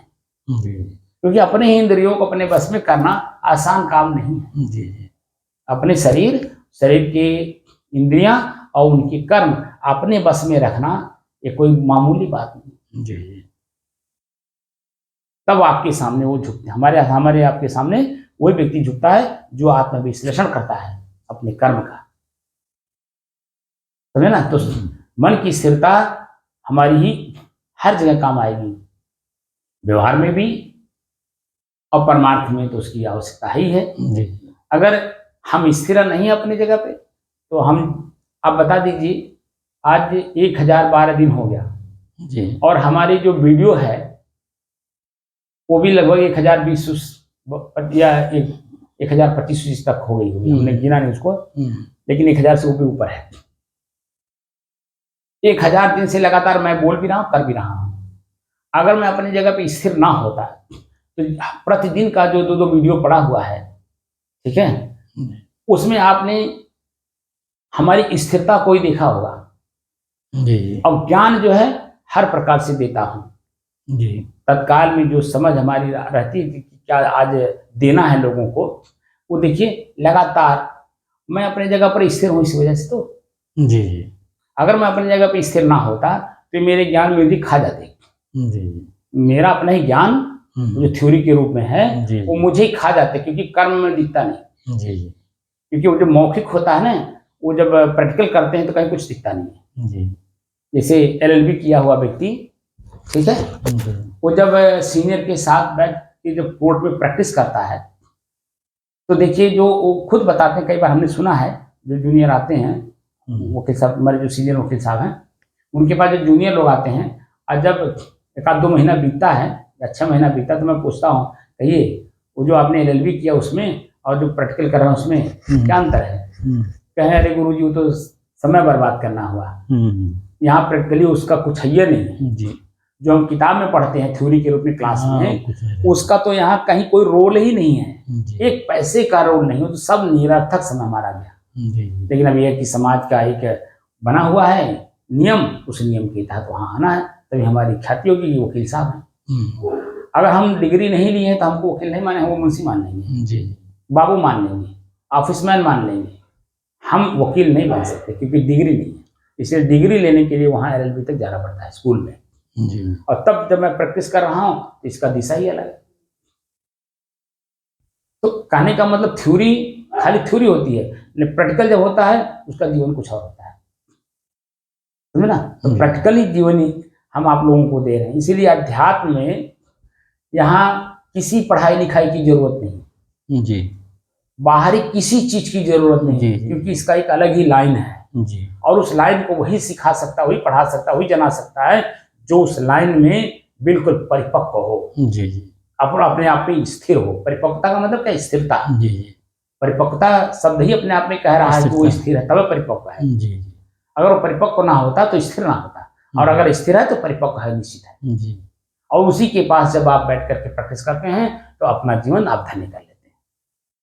तो हम लोग यहाँ बाहर की किसी चीज की जरूरत नहीं, कोई डिग्री की जरूरत नहीं, कोई पढ़ाई लिखाई की जरूरत नहीं, यहाँ इसकी पढ़ाई ही अलग होती है। जी जी बात समझे ना? जी तो ये जो हम साधना कर रहे हैं, इस साधना में वो चीजें हम जानने की कोशिश कर रहे हैं कि मैं स्वयं कौन हूं, मैं स्वयं को जानने की कोशिश कर रहा हूं। और स्वयं को जानने के लिए स्थिरता आए बिना स्वयं को जान पाएंगे, क्योंकि आपका शरीर, आपके शरीर की इंद्रियां, उनके विषय, उनके भोग, यही तो आपको परेशान कर रखे हैं, और कौन कर रखा है? जी और उसी में नाजायज काम हम लोग कर रहे हैं, जायज काम नहीं कर रहे हैं, क्योंकि जायज काम तो तब किया जाता है जब देखा जाता है, जाना जाता है, समझा जाता है। अब वो जायज है, जायज का मतलब क्या? सबके सुख का कारण बन रहा है या सबके दुख का कारण बन रहा है? हम जो कार्य करने जा रहे हैं उस कार्य में क्या है? दुख है, पीड़ा है, पश्चाताप है, आत्मग्लानि है, या प्रसन्नता है, या आनंद है, जी या स्थिरता है, या आत्म शांति है? तो जब इस तरह से हम डिटेल लेके काम करते हैं तो उस कार्य को देखते करने लायक है कि करने लायक है तो करिए, नहीं करने लायक है छोड़ दीजिए, क्योंकि उसमें पीड़ा ही पीड़ा मिलेगा। हम लोग पीड़ा नहीं चाहते हैं, बल्कि शांति और सुख चाहते हैं। और शब्द तो नहीं लोग जानते, लेकिन सुख तो जानते हैं ना। जी सुख तो जनरल हो गया है, सुख चाहिए, सुख चाहिए, सुख चाहिए। तो सुख मिलेगा कहाँ? क्योंकि कर्म आप ऐसा कर रहे हैं कि वो सुख मिल ही नहीं सकता। आप अपनी जीभ पर परेशान हो, कोई जीभ पर परेशान है, कोई कान पर परेशान है, कोई आंख पर परेशान है, कोई लिंग पर परेशान है, कोई हाथ से परेशान है। हर आदमी कहीं न कहीं अपने शरीर के अंगों से ही परेशान है, और कहीं नहीं। इसलिए शरीर की इंद्रियां, इनके विषय, इनके भोग, यही इनके कर्म ही मेरे संस्कार हैं, वही मेरे मन है, और इन्हीं से अपने को मुक्त करना है। इसीलिए हम लोग साधना कर रहे हैं, यानी अपने ही इन लोगों को साध रहे हैं, अपने बस में। का साधने का मतलब बार बार अभ्यास करना। अब बार बार अभ्यास कर जो चीज किया जाता है वही चीज आगे चल करके हल्की हो जाती है, वो मेरे बस में हो जाती है। जैसे मैंने उदाहरण दिया था साइकिल का। साइकिल को प्रथम बार जब आप देखते हैं तो मन भयभीत होता है, तमाम प्रकार के प्रश्न उठते हैं, लेकिन वही आप साइकिल लेकर के चलने लगते हैं, धीरे धीरे धीरे धीरे उसको चलाने लगते हैं। पहले लेके चलते हैं, फिर उसी के ऊपर बैठ करके उसे चलाते हैं। तो कौन बैठता है? आप ही तो बैठते हो, और आप ही तो उसे चलाते हो, क्योंकि वो आपके बस में हो गया। जब तक आपके बस में नहीं था तब तक अनेकों प्रकार का प्रश्न उठा रहा था।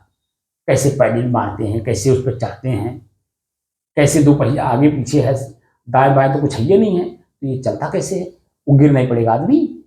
लेकिन वही बैलेंसिंग पावर जब उसके अंदर में बार बार करने से आ जाती है, तो देखिए जब आप चढ़ते हैं तो झुका के चढ़ते हैं, पैडल पे पैर रख करके झुका करके आप सीधे करके गद्दी बैठ जाते हैं और फिर लेकर के फर्राटेदार भागते हैं, क्योंकि वो बार बार अभ्यास हो चुका है। अब उसके बारे में आपको अभ्यास करने की जरूरत नहीं है। तो मैं अभ्यास करा रहा हूं साइकिल की तरह फर्राटेदार लेकर के चलने के लिए, समझेंगे आप जी। तो अभ्यास बार बार करा रहा हूं ताकि वो हल्का हो जाए। जो आपको बहुत भारी महसूस हो रहा था, बार बार अभ्यास कराने से वो ऐसे हल्का हो गया जैसे कि कभी वो आपके ऊपर भारी हुआ ही नहीं था। जी समझे ना। तो बार बार का अभ्यास व्यवहार में भी वो हल्का हो जाता है। ये तो अध्यात्म है, तो हमें अपने आप को जानना है। तो मैं ही अभ्यास कर रहा हूँ, बार बार मैं ही बोल रहा हूँ, मैं ही कर भी रहा हूँ, मैं ही जना भी रहा हूँ, मैं ही जान भी रहा हूँ। तो अपने आप में धीरे धीरे धीरे धीरे धीरे कमजोरी दूर होती है, मन हल्का रहता है, भारीपन नहीं महसूस होता है। तो हम जहाँ भी रहते हैं वहाँ स्थिर रहते हैं। हम रास्ता चल रहे हो तो, भोजन कर रहे हो तो, टट्टी लोग शंका करने बैठे हो तो, खेत में काम कर रहे हो तो, किसी से बातचीत कर रहे हो तो, सो रहे हो तो, जग रहे हो तो, हर जगह आप इसकी स्थिरता ही दिखाई देती है, जिसके कारण आप अगले चरण के लिए, अगले कार्य के लिए प्रिपेयर हैं। यानी इसी काम में आप दुखी नहीं हुए। जिस काम में आप दुखी हो जाते हैं उस काम के बाद जो काम होना है वो प्रसन्न मुद्रा में नहीं हो पाता है। जी। लेकिन जिस कार्य को कर रहे हैं, इस कार्य संपन्नता पूर्वक पूर्ण हो गया तो दूसरे काम में मन लगता है कि नहीं, प्रसन्नता पूर्वक करने जा रहे हैं, क्योंकि पहले वाले काम को हमने सकुशल निपटा दिया। तो दूसरे काम में मन लगता है, मन प्रसन्न होता है और देख करके जान करके करने की क्षमता आती है। हर चीज वहां संपन्न होता है। लेकिन जब गड़बड़ कर देते हैं तब हुई हो आपका मन खिन्न हो जाता है, दुखी हो जाता है, इसलिए दूसरे काम को भारीपन से करता है। तो अपने देखिए भारीपन से करता है लेकिन कर नहीं पाता, दूसरे को लगाता है, आओ भाई तुम भी करो। लेकिन अपने आप में सक्षम है तो किसी को नहीं कुछ कहता है, अच्छा तुम अपना अपना काम करो भाई, मैं अपना काम करने में सक्षम हूँ, कर लूंगा। ऐसा वाक्य निकलता है नहीं, क्योंकि वह मन भीतर से प्रसन्नचित होकर के कार्य कर रहा है, देख कर जानकर समझ करके कर रहा है। देख करके जान करके जब करोगे तभी तो मन प्रसन्न रहेगा, क्योंकि वास्तविक स्थिति को देख रहे हो। और वास्तविक स्थिति जब दिखती है तो कार्य करने की क्षमता बढ़ जाती है, उसको निपटाने का मन करता है। निराई कर रहे हो, समय अभी है, दिन डूबा नहीं है, उजाला है, जब तक दिख रहा है। आपको देखिए जो निराई करने वाले, अपना खेत खुद निराई करने वाले को जब मन लग जाता है तो जब तक वो दिखाई देता है तब तक वो जाते हैं, निराई करता है। जी सही कह रहे हैं गलत? जी। और जब अंधेरा हो जाता है, जब दिखाई नहीं पड़ता है, तब उठता है, कहता अब तो भाई धान कट जाएगा। जी। क्या कट जाएगा? धान कट जाएगा। इसलिए घर दिखाई नहीं दे रहा है, अब क्या कट जाएगा मन, इसलिए उठ जाता है, उस कार्य को नहीं करता है, फिर अगली कार्यवाही करता है। क्या? घर आता है।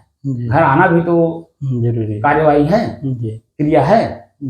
और फिर घर आएगा तो हाथ पैर धोगा कि नहीं धोगा, वो भी क्रिया है कि नहीं है। फिर बातचीत करेगा कि नहीं, वो भी क्रिया है कि नहीं है। फिर सबके साथ हंसेगा, बोलेगा, बातचीत करेगा, वो भी क्रिया है कि नहीं है। सबके साथ बैठ करके भोजन करेगा, वो भी क्रिया है कि नहीं है। सबके साथ हंस बोल करके लास्ट में अपने बिस्तर पे जा करके सोना, वो भी क्रिया है कि नहीं है। तो स्टेप स्टेप हर काम करता है, फिर सवेरे जगता है, उजाला होता है, दिखाई देने लगता है, फिर खेत में पहुंच जाता है, क्योंकि निराई भी बाकी है। बात समझे? तो हम लोग वही काम कर रहे हैं कि अपने ही फसल को सुरक्षित करने के लिए उसमें जो असुरक्षा वाली चीज घुस गई है ना, उसी को निकालना है बस। तो कैसे निकालना है? देखकर, जानकर, समझकर, और उसी में हमारे मन की स्थिरता अपने आप दिखाई देगा। हमें देखना नहीं पड़ेगा मन की स्थिरता, अपने आप दिखाई देगा, क्योंकि अपने काम के प्रति हम समर्पित हैं, वही मेरी स्थिरता है। क्योंकि मेरा काम जब तक होगा नहीं, हम लगातार करते हैं उसी काम को, वही मेरी स्थिरता है। और काम जब समाप्त हो जाता है, उस काम को सोचना नहीं पड़ता है, वो अस्थाई मेरी स्थिरता है। समझे? जी हाँ, अस्थाई स्थिरता हमारी तब है जब उस काम को कर लेने के बाद दोबारा नहीं करना पड़ेगा, तब मेरी स्थिरता है, अस्थाई स्थिरता है। अभी तो स्थिर होने में जो अस्थिर स्थितियां हमने पैदा कर ली है, उसको देखने में, जानने में, समझने में टाइम लग रहा है। बस इतनी सी बात है, क्योंकि हमने खुद अपने आप को अस्थिर कर रखा है। अशांत हम खुद हैं, अस्थिर हम खुद हैं, अपने कर्म से, अपने विचार से, अपने बोली भाषा से, अपने शरीर से, अपनी इंद्रियों से जी हम खुद अशांत हैं। जी इसलिए धीरे धीरे, इसीलिए कबीर साहब कहते हैं कि एक एक निर्वार्य जो निर्वारी जाए, दो मुख का बोलना घना तमाचा खाए। दो एक समय में 2 काम करिए तो घना तमाचा का मतलब कोई कोई गलती हो जाएगी। जी जी और गलती हो जाएगी तो पश्चाताप कौन करेगा? आप ही तो करोगे। जी इसीलिए एक समय में एक ही काम को पूर्ण रूप से कर लीजिए ताकि दोबारा ना करना पड़े। फिर दूसरे काम को उठाइए और उस काम को तब तक करिए जब तक उसमें पूर्णता ना आ जाए। यानी दोबारा हमको उस काम को नहीं करना है, तब तक उस कार्य को करते रहना है, लगातार करना है। और लगातार करते रहने से होता क्या है कि उस समय आते आते वो कार्य अपने आप में संपन्न हो जाता है, हमें दोबारा नहीं करना। तो अगली कार्रवाई की जाती है, अगली कार्रवाई की जाती है, अगली कार्रवाई की जाती है। क्योंकि जब तक ये शरीर रहेगा तब तक भूख लगेगा, तब तक प्यास लगेगी, तब तक नींद आएगा, तब तक हमारे इस शरीर को समाज की आवश्यकता है, तो समाज में रहना भी पड़ेगा। तो हम जब अपनी जगह पर स्थिर रहेंगे, हम सबका सम्मान करते हुए अपना सम्मान करेंगे, और अपना सम्मान करते हुए सबका सम्मान करेंगे। यानी हम खुद शांति में रहेंगे और दूसरे को भी शांत बनाए रखने में हम सहयोग देंगे, है कि नहीं? तो स्थिरता, हमारी खुद की स्थिरता से संसार की स्थिरता, हमारी खुद की चंचलता से संसार को पीड़ा। हमारी चंचलता से तो हमको पीड़ा होती है, हमको पीड़ा हुई तो संसार को पीड़ा जी। और हम अगर अपने आप में पीड़ा मुक्त है तो सारा संसार पीड़ा मुक्त जी। तो हमारी कुल मिलाकर के अपनी खुद की स्थिरता ही, हमें जो साधक हैं उनकी खुद की स्थिरता ही उनकी अपनी थाती है। थाती समझते ना? धन संपत्ति जी। उनके मन की खुद की स्थिरता, और स्थिरता में शांति, और शांति में स्थिरता जी। या शांत ही स्थिरता, या शांति को ही स्थिर कर देना जी। बात समझे? किसी भी रूप से देखेंगे तो कुल मिलाकर के आप ही दोषी हैं, और अपने ही दोष से अपने आप को मुक्त करके अपने आप को स्थिर करना जी जी। बात समझ आई जी कि नहीं आई? ठीक।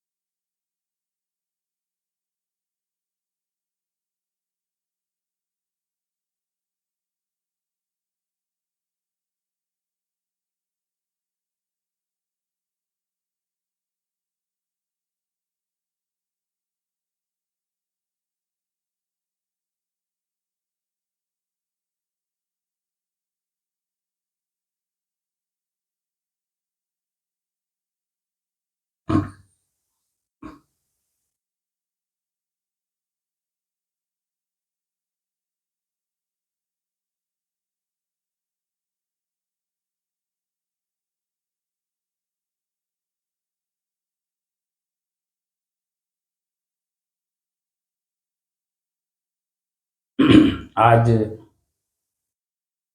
15 अगस्त है। 15 अगस्त में देश खुशी मना रहा है। उन खुशियों में हम लोग भी खुशी मना रहे हैं, जिनके खुशियों के नीचे हम लोग बैठ करके शांतिपूर्वक अपना साधना कर रहे हैं।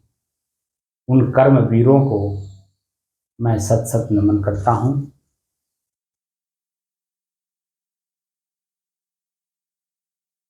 जिनके कर्मों के द्वारा आज पूरे देश के लोग खुशी मना रहे हैं शांति से, क्योंकि स्वतंत्रता का दिन है आज। स्वतंत्र, समझे ना, जी स्वयं का तंत्र, यानी अपने आप की खुशी, खुद की खुशी, जी खुद की उमंग, क्योंकि देश दूसरे के बंधनों तक दबा हुआ था, जो कहते हैं गुलामी। जी गुलामी की बेड़ी से आज ही के दिन देश मुक्त हुआ था, और सभी लोग उसी खुशी में झूम रहे हैं। और उसी खुशी में सभी लोग, कि हमारे संत महात्मा भी झूम रहे हैं, साधना कर रहे हैं, सत्संग कर रहे हैं, भजन कर रहे हैं। जी तो उन कर्मवीरों को, उनके कर्म को नमन करना, उनको याद करना एक देश के प्रत्येक नागरिकों का कर्म है, कर्तव्य है, कर्म नहीं कर्तव्य है, और करना भी चाहिए। और उसी देश में हम भी रहते हैं, और उन्हीं के बनाए हुए शांति में, स्थिरता रूपी शांति में, या शांति को स्थिर करके गए, जिसमें हम सभी लोग अपना अपना काम कर रहे हैं। हमारे काम में कोई हस्तक्षेप कोई बाहरी आदमी नहीं कर रहा है। हमारे लोग, अपने लोग प्रताड़ित नहीं हो रहे हैं, दुखी नहीं हो रहे हैं। हमारे अपने सामने हम कुछ कर नहीं पा रहे हैं, ऐसी स्थिति नहीं है। और सभी लोग अपने अपने कर्म को अपने अपने ढंग से कर रहे हैं, प्रसन्न होकर के आनंद भी हो रहे हैं, आनंदित भी हो रहे हैं, और अपनी आनंदिता दूसरे को ऊपर भी बिखेर रहे हैं। यानी जो कमाई कमा रहे हैं, वो कमाई अपने परिवार पर भी लुटा रहे हैं, गांव पर भी लुटा रहे हैं, समाज पर भी लुटा रहे हैं, पूरे देश पे सबके एक दूसरे के ऊपर एक दूसरा अपनी कमाई लुटा रहा है। इसी को स्वच्छंदता बोलते हैं। क्या बोलते हैं? हमारे गुरुजी, जब मैं पहली बार साधना करने आया था, हमारे गुरुजी ने कहा था कि साधु के जीवन में ये 3 चीजें होनी चाहिए, स्वावस्था, स्वतंत्रता और स्वच्छंदता। तो स्वावस्था का मतलब हर कार्य मेरे बस में हो, मुझे बाहर से कुछ ना लेना हो, हम खुद अपने आप में सक्षम हो, हम हर कार्य को करके अपने उस लक्ष्य को पूरा कर सकते हैं, जो मेरी कल्पना है, जो मेरा सपना है, वो स्वावस्था है। स्वतंत्रता का मतलब तंत्र, हमारे अपने तंत्र, हमारे अपने हो खुद की हो। जैसे किसान अपना तंत्र अपने पास रखता है, तो खेती कभी, देखिए 4 बजे अपने पास अगर सामान है ना, 4 बजे हल बैल लेके पहुंच जाता था पहले। आज वो स्थिति है कि जो किसान किसानी में मन लगाया हुआ है, ट्रैक्टर टाली कब लेकर के खेत में पहुंच जाता है, उसको पता नहीं, क्योंकि वो स्वतंत्र है, तंत्र उसके पास है ना। तो हमारे अपनी खुद की स्वतंत्रता, देश की स्वतंत्रता है। देश के पास अपनी सुरक्षा के लिए, अपनी खुद की जीवन यापन के लिए हर चीज उसके पास उपलब्ध है, ये स्वतंत्रता है। और स्वच्छंदता तब आती है कि जब स्वावस्था और स्वतंत्रता दोनों एक मिलती हैं, तो स्वच्छंदता अपने आप आती है, कहीं बाहर से लाना नहीं पड़ता है। तो आपकी स्वच्छंदता को जानने के लिए विश्व से लोग जो है, जो भी स्वतंत्र रहे हुए हैं, स्ववश नहीं है, ठीक है, जिनके पास अपनी खुद की व्यवस्था नहीं है अपनी जनता को खुश करने के लिए, वो एक दूसरे के ऊपर, एक दूसरे के कड़ी जुड़े हुए हैं। तो वो कड़ी जो जुड़ी हुई है, वो आपकी स्वच्छंदता का लाभ लेती है, क्योंकि आपके पास स्वावस्था भी है, स्वतंत्रता भी है। और स्वावस्था स्वतंत्रता जब दोनों एक हो गए, तो स्वच्छंदता भी है। बात समझे नहीं, कि हम अपनी चीज को इंपोर्ट नहीं, एक्सपोर्ट करते हैं। इंपोर्ट मतलब लाना होता है, यानी हम गरीब हैं तब हम दूसरे से नहीं लाते हैं, लेकिन हम सक्षम हैं तो रखे हैं, और सक्षमता हमारी बढ़ी हुई है तो हम एक्सपोर्ट करते हैं, यानी दूसरे को भी देते हैं। बात समझे ना जी। तो हम लोग जिस देश में रह रहे हैं, आज उसका स्वतंत्रता दिवस मनाया जा रहा है, तो ऐसे शूरवीरों को, समझदारों को, देश के आज़ाद करने में जितने भी लोगों का योगदान हो, उन सबको नमन करते हुए, प्रणाम करते हुए, मैं अपने इस वीडियो को यहीं पे समाप्त करता हूँ। साहिब बंद कर दीजिए। तो मन की स्थिरता, कुछ बात आपके समझ में आई जी? क्या मन को स्थिर करने के बारे में, मन की स्थिरता के बारे में जो समझ आई, वो क्या समझ आई, वो हमको बताइए। अपने मन को स्थिर रखना, इतनी बात जो बोला हूँ जी, उसमें कुछ पकड़े? उनकी स्थिरता करने के बारे में बोल रहे हैं आप। ये तो आप जान ही रहे हैं, मैं जो बोला हूँ उसमें से कुछ पकड़े? मैं ये पूछ रहा हूँ, मन की स्थिरता का क्या लाभ है? कहाँ कहाँ लाभ है? हर जगह लाभ है मन स्थिरता का। वही तो पूछना चाह रहा हूँ। स्थिरता किसी भी काम में मन स्थिर व्यवहार में, परमार्थ तो छोड़ दीजिए, व्यवहार में भी अगर आप स्थिर नहीं हैं हाँ, तो आप परिवार, समाज, देश के साथ चल पाएंगे स्थिरता पूर्वक? नहीं कर पाएंगे। तब फिर वही तो पूछना चाह रहा हूँ कि स्थिरता का लाभ क्या है? हर जगह लाभ है, हर क्षेत्र में। कोई ऐसा क्षेत्र बता दो जहाँ पे जी स्थिरता की जरूरत ना हो। जी पढ़ाई में हो, जी, हर किसानी में हो, बिजनेस में हो, नौकरी में हो, खेती में हो, कहीं भी आप बता दीजिए। जी, हम लोग साधना कर रहे हैं, क्या इसमें स्थिरता की जरूरत नहीं है? जी, स्थिरता में कर ही रहे हैं। और आज हमारी स्थिरता आपको स्पष्ट दिखाई दे रही हो कि हम लोग लगातार 1012 दिन से काम कर रहे हैं, ये स्थिरता में ही तो कर रहे हैं। अगर चंचल होते तो छोड़ के किनारे हो जाते। मेरे ही मन में मन होता एक आदमी को हम क्या सिखाएं। जी जी, एक आदमी मेरे सामने बैठा, उसको क्या बताएं। जी जी, लेकिन नहीं, मेरे अंदर में एक लगन है। एक व्यक्ति की वजह से मैं पूरे विश्व को सिखा रहा हूँ। जी जी, क्योंकि मालूम है कि जो विश्व के लोग साधना कर रहे हैं अपने अपने क्षेत्र में, अपने अपने गांव, अपने घर में, अपने अपने घर में, जी, वो सब अकेले ही हैं। जी जी, और उन सभी अकेले लोगों को मैं शिक्षा एक व्यक्ति के माध्यम से दे रहा हूँ। जी जी, और वो भी वीडियो यूट्यूब पे अपलोड कर रहा हूँ, और वही वीडियो के माध्यम से पूरे साधकों को मैं कह रहा हूँ कि आप मेरे सामने हो। जी, जैसे राम अवतार बाबू मेरे सामने हैं, मेरी बात को सुन रहे हैं, और उनकी चंचलता प्रकट हो रही दिखाई दे रहा है। ऐसे आप भी अपने को मानो कि मैं गुरु जी के सामने हूँ, संत जी के सामने हूँ, मैं खुद सीख रहा हूँ, मैं राम अवतार जी की जगह पे हूँ। जी जी, अगर इस भावना से सीखेंगे तो निश्चित है कि एक राम अवतार बाबू नहीं, लाखों राम अवतार बाबू हैं। जी, वो सीख रहे हैं, वो जान रहे हैं, वो देख रहे हैं। जी, और जब इस तरह से देखेंगे तो वो मेरी स्थिरता का भी लाभ उनको भी मिलने लगेगा, उनका भी मन स्थिर होने लगेगा धीरे धीरे, उनके अंदर में भी चंचलता नहीं रहेगी। इसीलिए मैं देखिए भीड़ नहीं जुटा रहा हूँ। भीड़ जुटाने में आप यही देख लीजिए, आपके अलावा जितने भी लोग आ रहे हैं 10 दिन भी नहीं टिक रहे हैं। जी जी, एक आदमी के अलावा बता दीजिए कोई टिका हो। जी जी, मनहर दास के अलावा किसी को बताइए जो कोई टिका हो। बल्कि वो अपनी बुद्धि मेरे ऊपर लगा रहा है क्योंकि वो खुद चंचल है, और मेरी स्थिरता को क्या समझेगा वो। जी जी, बोलिए। जी, जितने लोग आए वो चंचल लोग आए, एक दिन में वो पूरे जीवन का गाथा जान लेना चाहते हैं। तो गाथा तो हम 1 मिनट में पूरे जीवन का दे दें। जी, उससे क्या होगा? उससे क्या होगा? क्योंकि मैं तो आपको वैसे जीव का त्यों ही है। जी, उसमें तो कोई बदलाव आई नहीं, और जब बदलाव आई नहीं तो क्या होगा? तो चंचलता प्रकट होगी, और चंचलता में किया हुआ हर कार्य हर आदमी करके देख रहा है कि पीड़ा दुख के अलावा कुछ नहीं मिला।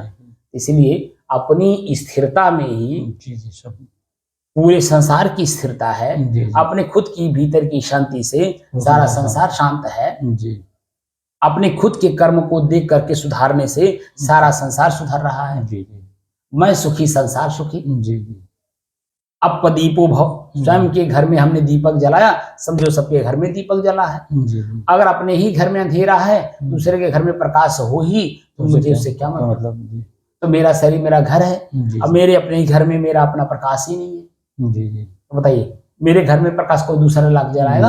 क्यों? उसको क्या गर्ज है आपके घर में ला करके दीपक जलाने की? जी जी, हाँ, वो एक काम कर सकता है। अगर आप उसके पास मांगने जाओगे तो निश्चित है कि वो दे देगा। पहले आग मांगा जाता था ना, घर घर, जिसके घर आग नहीं रहता था वो एक दूसरे के घर जाकर के मांग करके आग लाता था कि नहीं? वही आज भी है, ऐसा नहीं कि आज नहीं है। जैसे अब पहले घर था, अब दुकान हो गया, आग क्या माचिस हो गई, तो हर आदमी के पास पैसा हो गया, तो अब मांगता नहीं है। पहले तो लोगों के पास पैसे नहीं थे, इसलिए पैसा दे करके नहीं ला पाते थे, वो तो मांग करके लाते थे, फ्री लाते थे। जो आग मांगने जाता था अपने के एहसास करता था कि हमारा आग बुझ गया है तो दे दीजिए, नहीं तो आग सब अपने बरसी रखते थे, उसमें सब। मैं क्या कह रहा हूँ, सबके पास तो अपने आप को असहाय समझा, तब मैं तो गया मांगने, हमारा बुझ गया है, दे दीजिए।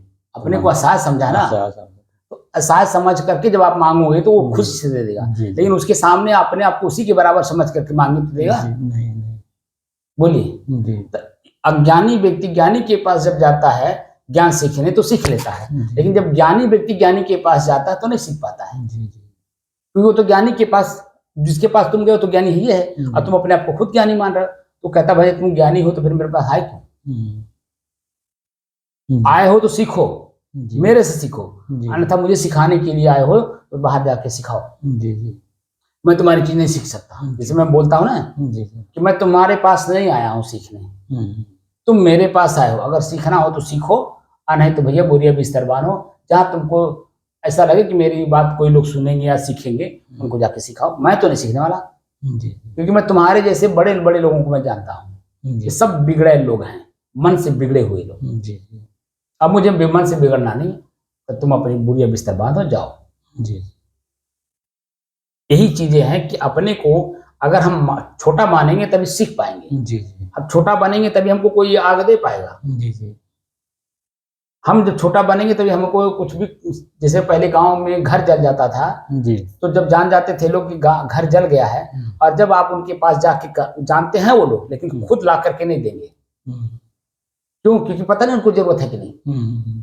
लेकिन जब आप जाते हो, खुद को कहते हो भैया मेरा घर जल गया है, ये आ सकता अब कुछ मेरे पास रहा है नहीं, भाई जो कुछ देंगे आप वो मेरे लिए कुछ होगा। जब छोटा बन करके जाते हैं तो देखिए वो झाड़ू भी देता है तो बड़ी प्रसन्नता से लेते हैं। घर कम से कम भैया ने हमारा दुख दर्द समझा, क्योंकि झाड़ू भी जल चुका है, क्योंकि कुछ बचता नहीं जलने में, कुछ नहीं बचता है। तो समझता है कि चलो झाड़ू दिए, कम से कम हम घर का सफाई तो कर सकते हैं। सबसे पहला काम तो वही झाड़ू ये लगता है। तो कितना खुश होता है। तो लेने वाला भी खुश और देने वाला भी अपने आप में खुश, क्योंकि मेरे दिए हुए झाड़ू का इसने कीमत समझा, इसने आदर दिया। और जब झाड़ू दे करके उसकी कीमत समझ जाता है तो उसके मन में और कुछ भी देने का मन करता है। तो आपसे पूछता है और कुछ चाहिए? बाबू कुछ सब कुछ जरिए कुछ बचले ना बा। अच्छा चल हाउ ले ले, हाउ ले ले, कहता नहीं आदमी तेरे पास ना बा और सब ले ले, और जो कुछ कहते और हम दे दें, क्योंकि मेरे पास सब कुछ है, मैं दे सकता हूँ, सक्षम हूँ। इसलिए जितना भी सामान वो मांगता है या रहता है वो देता, खुद देता है। इसी तरह से ज्ञान की भी बात है। जब अपने आप को छोटा बनोगे, देने वाला जो है, एक छोटी सी, मैंने कहा ना आपको बताया था कि मैं जो कोई भी आता तो मैं झाड़ू लगवा करके उसको देखता हूँ।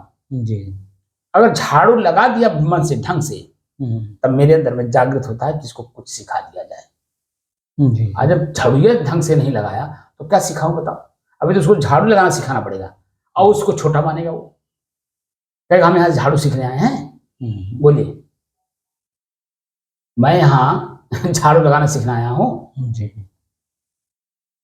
यही चीजें जैसे वो जो आए थे मध्य प्रदेश से, अनुराग, उनका भी अनुराग नाम था ना, तो वो जन जब उनको वीडियो के सामने मैंने उनकी कमी जब दिखाना शुरू किया तो उनके मन में अपने जन हे दृष्टि आ गई कि वीडियो जन यूट्यूब पर अपलोड होगा और मेरे ही लोग जब वीडियो को देखेंगे, मेरे में कमी देखेंगे तो मुझे क्या कहेंगे।